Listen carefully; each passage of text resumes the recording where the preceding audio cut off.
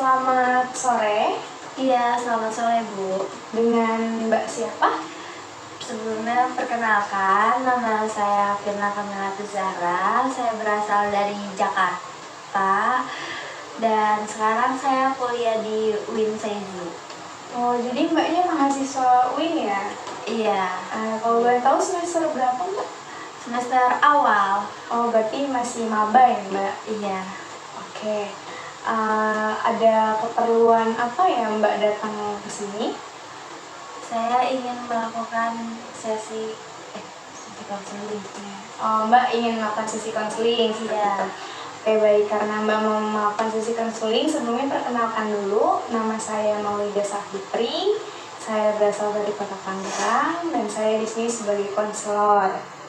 Nah, berhubung Mbak Firna ya? Iya.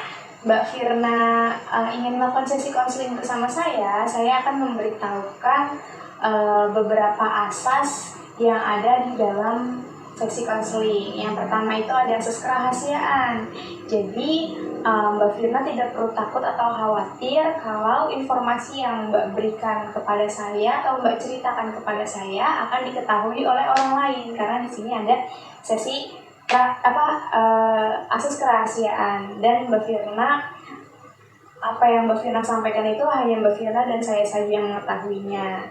Yang kedua itu ada asas keterbukaan. Jadi Mbak Firna harus menceritakan permasalahan secara terbuka kepada saya. Tidak boleh ada yang ditutup-tutupi untuk mendukung sesi konseling ini supaya berjalan dengan baik, seperti itu.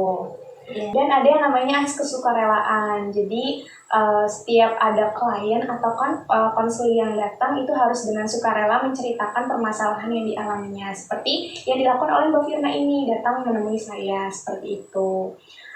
Apa bisa dimengerti Mbak Firna? Mengerti Mbak.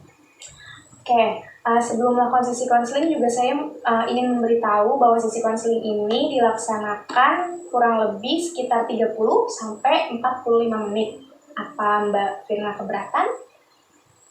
Sebelumnya saya minta maaf, saya keberatan. Gimana kalau kita melakukan konselingnya jadi 15 menit seperti itu, karena saya ada kepentingan lain lagi. Oke. Jika ingin melakukan sesi konseling selama 15 menit tidak apa-apa. Kita lakukan sesi konselingnya selama 15 menit. Nanti jika dibutuhkan sesi konseling berikutnya, kita atur jadwal sesi konseling kedua dan seterusnya, seperti itu. Iya Mbak. Oke. Sekarang apa Mbak Firna sudah siap untuk menceritakan permasalahan yang dialami? Sudah. Oke, baik, silahkan Mbak Firna bisa menceritakan kepada saya. Jadi gini, saya berasal dari Medan dan keluarga besar saya berasal dari Medan. Saya tapi gede di Jakarta dan sekarang saya tuh kuliah kan di Jawa. Jadi saya tuh di Jawa ini tuh kayak susah berkomunikasi dengan orang-orang di sekitar sini, sulit bersosialisasi juga. Oh, jadi Mbak Firna ini berasal dari keluarga keluarganya berasal dari Medan, seperti itu. Gitu. Terus udah kayak gitu Mbak Firna besar di Jakarta. Ya, sekolahnya di Jakarta. Sekolah di Jakarta juga. Ya. Tapi kuliahnya di Pulau Jawa. Akhirnya Mbak Firna ini memiliki kendala untuk bersosialisasi gitu. Kendala bahasa. Sebelumnya apa yang Mbak Firna inginkan dari sesi konseling ini bersama saya? Saya ingin bisa belajar bahasa Jawa. Dan bisa ngomong bahasa Jawa, sehingga bisa mempermudah Mbak Firna untuk bersosialisasi dengan orang-orang di sini, seperti itu. Iya. Oke, sebelumnya apa Mbak Firna pernah melakukan usaha agar bisa berkomunikasi dengan orang sini dan bersosialisasi dengan orang Jawa? Sudah, saya belajar bahasa Jawa itu pakai dari dengerin lagu, terus kadang kalau ada orang ngomong saya suka perhatiin, dan sering nanya-nanya sama teman juga sih. Gitu. Jadi itu Mbak Firna udah melakukan usaha-usaha untuk bisa belajar bahasa Jawa seperti itu. Tapi teman-teman saya tuh kadang suka kayak ngeledekin saya karena nggak bisa bahasa Jawa gitu. Terus kayak saya tuh merasa kayak diomongin gitu sih Mbak. Oh, berarti Mbak Firna ini merasa mempunyai pengalaman yang tidak menyenangkan gitu ya, karena nggak bisa berbahasa Jawa. Iya. Gitu, Mbak. Ada bisa diceritakan apa yang terjadi waktu itu? Saya beberapa kali pernah dikucilkan gitu Mbak, karena saya merasa kayak diomongin gitu.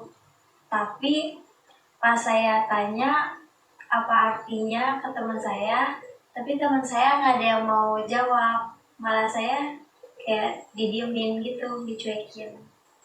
Oh, kayak gitu. Iya. Jadi Mbak Firna ini ngerasa dikucilkan karena tidak bisa berbahasa Jawa seperti itu ya Mbak? Iya. Saya juga sempat cerita ke teman saya karena saya kan gak ngerti bahasa Jawa. Terus teman saya tuh saranin saya kayak buat coba ikut komunitas ngapak gitu ya kan. Tapi pas saya ikutin, saya tuh kayak pengen ketawa gitu sama bahasanya karena kan kayak kayak saya kan orang baru dan saya kayak baru dengar bahasanya, jadi kayak lucu gitu loh Mbak, kayak mau ketawa gitu. Oke, jadi Mbak Firna apa berminat juga untuk ikut komunitas ngapak itu juga? Iya, sebenarnya berminat, cuman karena saya dengerin orang-orang yang ngomong, akhirnya saya kayak pengen ketawa mulu. Jadi ragunya di Jadi, situ gitu, iya, gitu, takutnya terkesan tidak menghargai gitu. Nah, iya kayak gitu. Oh iya siap. Baik, saya mengerti apa yang Mbak Firna sampaikan dan ceritakan kepada saya. Nah, saya punya kertas ini Mbak. Nah, di sini Mbak Firna bisa tulis permasalahan apa yang terjadi, pada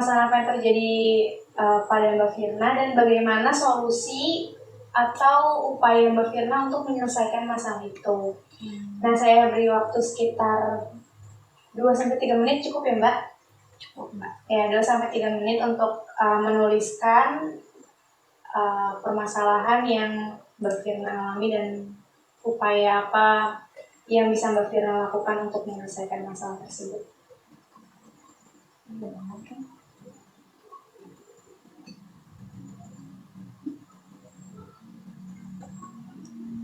Mbak Firna berarti di sini ngekos? Iya, saya ngekos di sini Mbak.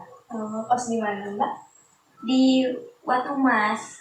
Oh, di Watu Mas. Watu Mas tuh dekat SPM ya? Iya, dekat SPM. Mbak Firna di sini punya keluarga atau enggak? Saya di sini nggak punya keluarga. Hanya saya kayak susah Untuk bersosialisasi. Iya, oke, paham. Lanjut.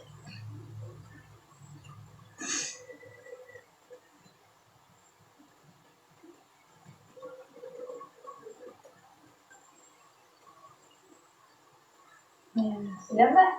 Sudah Mbak. Oke. Ini saya lihat dulu. Nah, ini kan Mbak Firna sudah menuliskan beberapa upaya ya untuk menyelesaikan permasalahan yang Mbak Firna alami sekarang. Nah, kertas ini akan saya berikan kepada Mbak Firna. Nah, Mbak Firna tempel atau taruh kertas ini di tempat-tempat yang sering Mbak Firna lihat, entah itu di dekat meja belajar, di dinding meja belajar, di pintu kamar, supaya bisa Mbak Firna lihat terus gitu ketika Mbak Firna merasa dikucilkan atau merasa merasa tidak dihargai oleh teman karena tidak bisa berbahasa Jawa. Di sini sudah Mbak Firna tulis upaya atau cara biar Mbak Firna bisa menyikapi orang-orang seperti itu. Iya.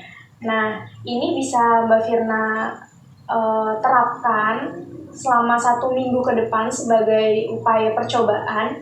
Nanti setelah 1 minggu ke depan ini Mbak Firna terapkan dalam kehidupan Mbak Firna, kita bertemu lagi di sesi konseling kedua agar saya bisa mengontrol bagaimana perkembangan dari Mbak Firna seperti itu. Baik, apa bisa dimengerti Mbak Firna? Ya, cukup dimengerti. Apa sampai sini ada pertanyaan? Berarti kalau semisal saya udah menerapkan ini tapi tidak ada perubahan, saya datang lagi ke Ibu. Iya, selama 1 minggu ke depan kita akan coba Mbak Firna menerapkan apa yang sudah Mbak Firna tulis.